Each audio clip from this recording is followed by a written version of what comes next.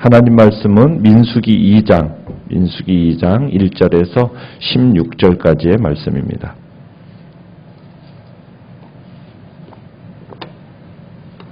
민수기 2장 1절에서 16절까지의 말씀입니다. 여호와께서 모세와 아론에게 말씀하여 이르시되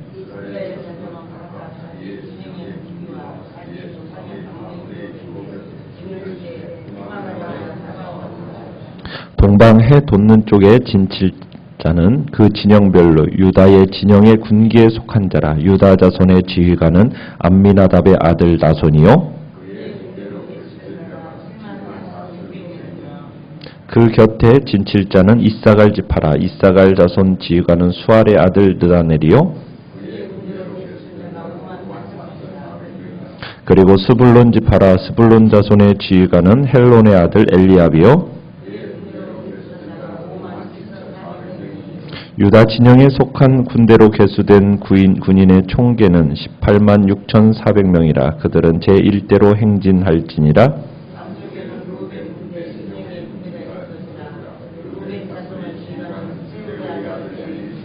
그의 군대로 계수된 자가 4만 6,500명이며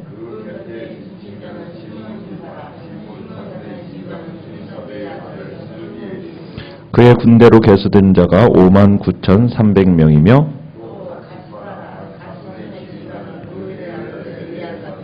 그의 군대로 계수된 자가 4만 5,650명이니 르우벤 진영에 속하여 계수된 군인의 총계는 15만 1,450명이라. 그들은 제2대로 행진할지니라. 아멘. 오늘 말씀의 제목은 유다 자손 리더가 되다라는 제목으로 말씀을 나누고자 합니다.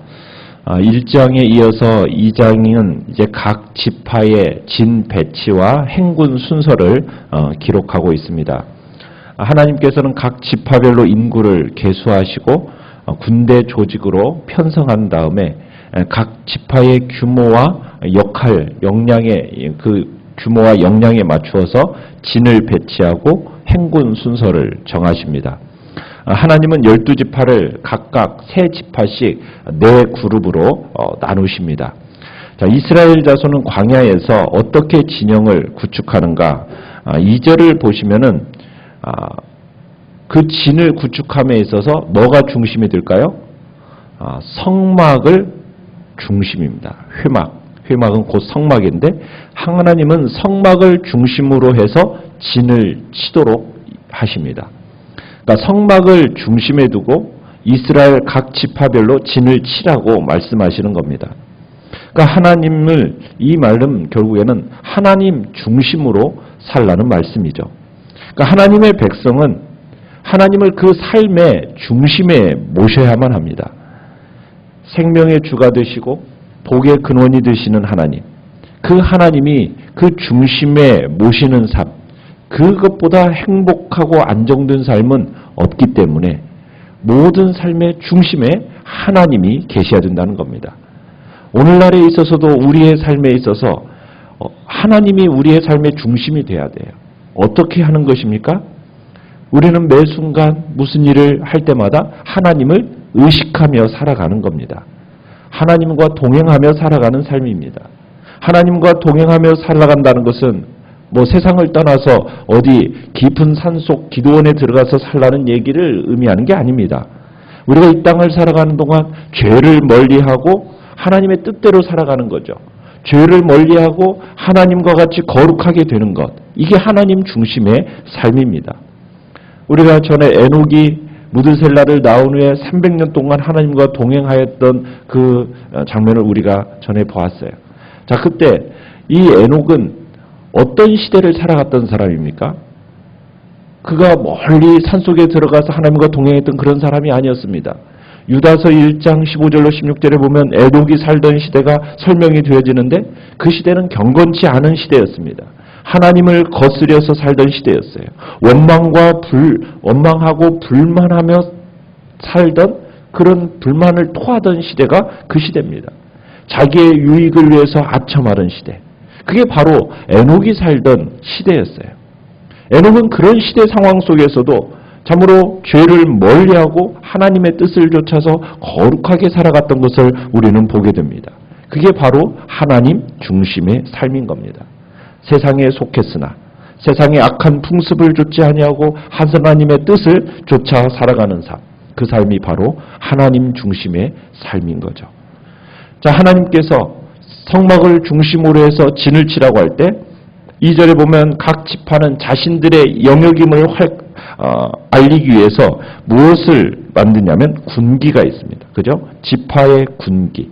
그 다음에 각 조상 가문의 기호. 그걸 세워야 했습니다. 군기라는 건 뭡니까? 일종의 깃발이지 않습니까?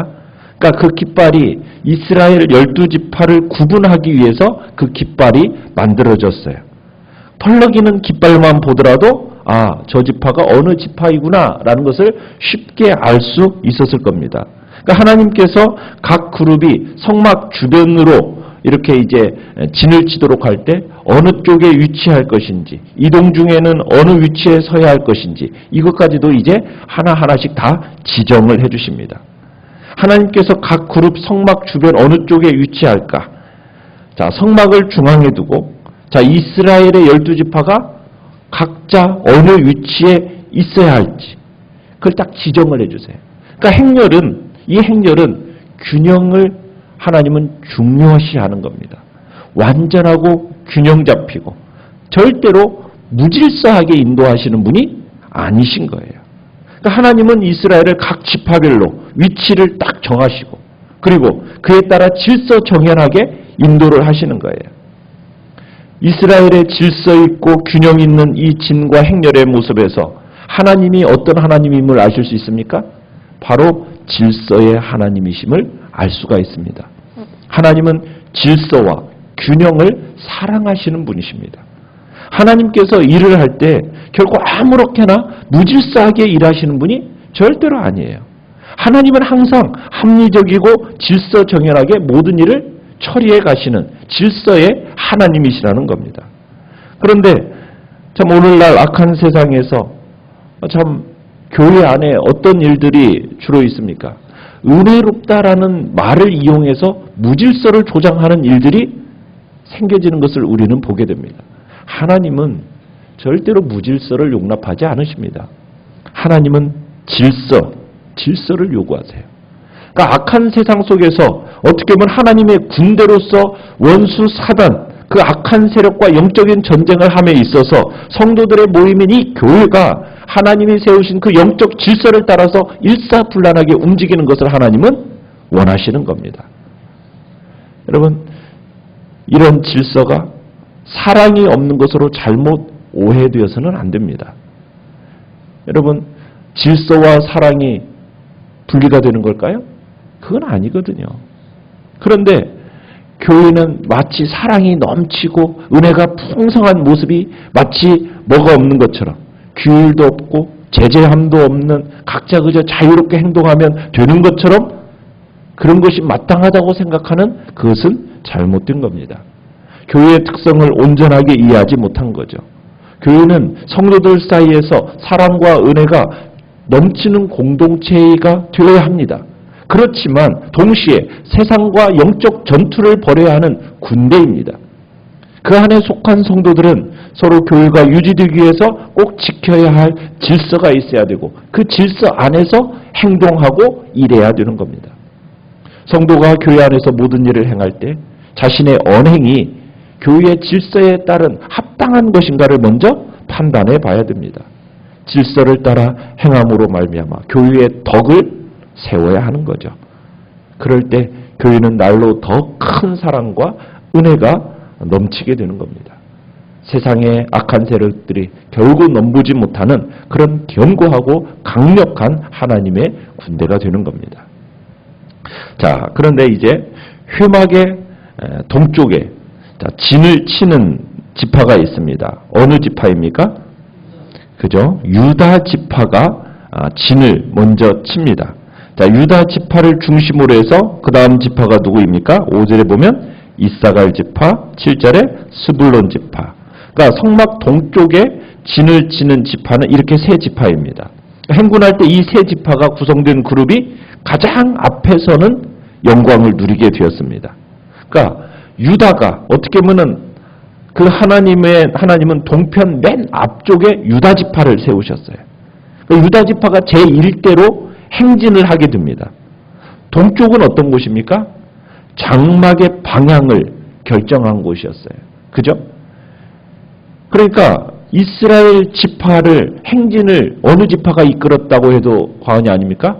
유다 지파가 이끈 거예요. 유다 지파가 위치한 이 동편은 전통적으로 성스럽게 여겨졌어요. 장막의 문을 열면 정면으로 보이는 방향이 동쪽입니다. 모세와 아론, 다른 제사장들이 위치한 방향이 동쪽입니다.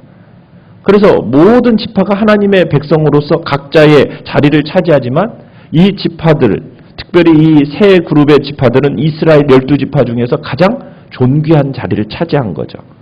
자, 그러면 유다 지파가 어떻게 해서 이스라엘 12지파 중에서 이런 영광을 누리게 되었을까? 유다 지파가 다른 지파보다도 특별하게 어떤 월등하게 뛰어난 다른 점이 있었기 때문이었을까요? 우리가 유다의 인생 속에서도 우리가 보면은 그의 며느리 다말로 인한 다말이 창기로 참으로 자신을 변장하고 그것을 오인해서 참 며느리와 통관하는 실수를 범하기도 한 자입니다. 어떻게 보면 유다도 남들만큼 뛰어난 경건하고 거룩하다 이렇게 볼 수 있는 사람은 아닙니다. 그런데도 유다는 하나님의 축복을 받았고 그 후손이 이스라엘의 지도자적 위치에 서게 되었습니다. 그것은 오직 무엇 때문일까요? 하나님의 주권적인 선택이었죠. 하나님께서 자신의 구속의 역사를 이루기 위하여 유다를 택한 겁니다.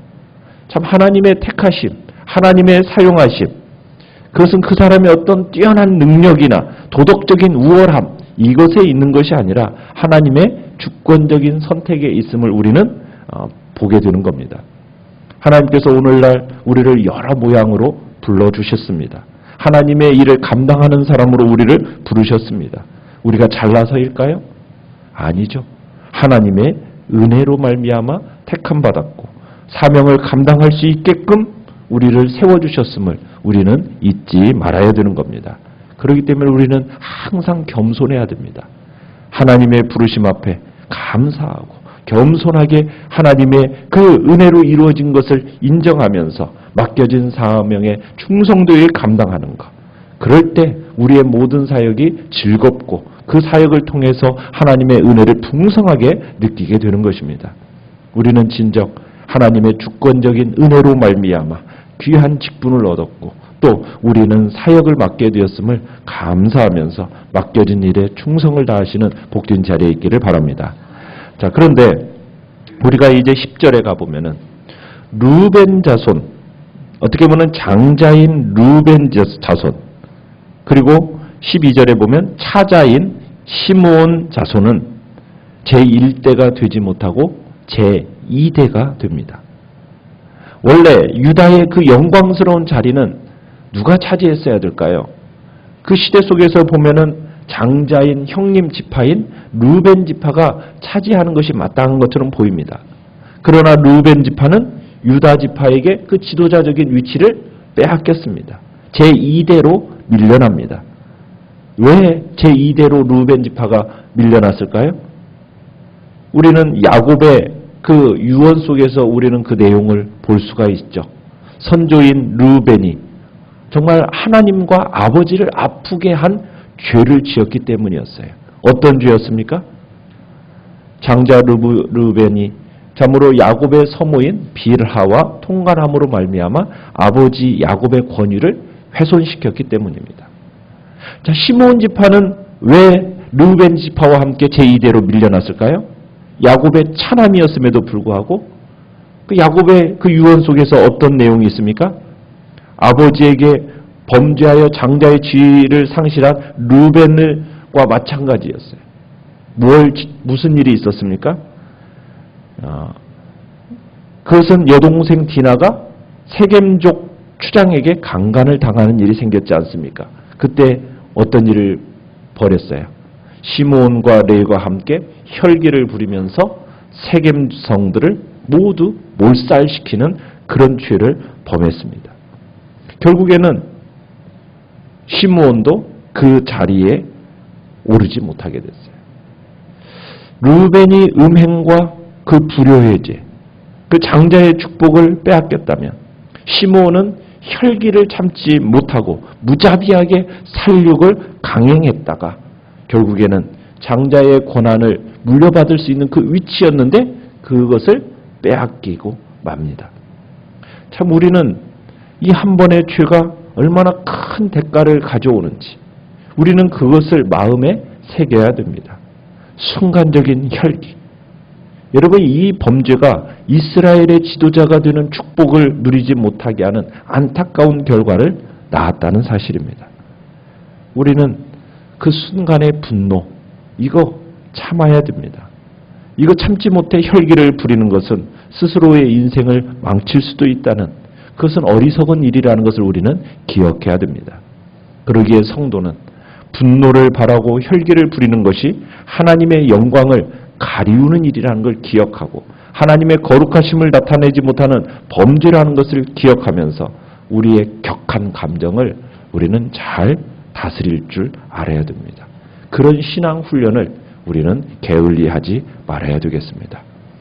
오늘 말씀을 생각하면서 우리가 우리에게 주어진 사명과 책임이 무엇인지 정말 하나님을 중심으로 해서 내게 맡겨진 그 위치에 걸맞게 참으로 하나님이 나를 택하여 부르셨음에 어떤 자세로 내가 감당해야 될지 주님 앞에서 기도하시면서 내가 속한 공동체가 질서와 균형이 이루어지는 아름다운 예수 그리스도의 좋은 군대로서 우리 교회가 만들어질 수 있도록 기도하시고 또 우리가 죄악과 손잡거나 우리가 방종에 빠지거나 혈기로 인한 우리가 하나님 앞에서 어리석은 모습이 보여지지 않도록 주님 앞에 함께 기도하며 나가시길 바랍니다. 말씀을 생각하며 기도